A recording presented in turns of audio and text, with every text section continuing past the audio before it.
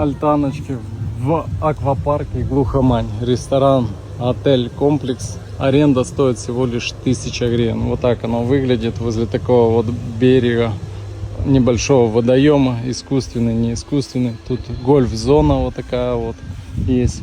Туда дальше волейбольная зона. Аквапарк, как называют, старый, аквапарк новый. Кто хочет, обожает, приезжайте, отдыхайте. Реально крутая локация, есть где погулять.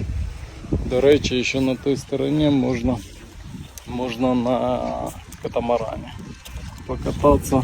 Есть у них 2 катамарана.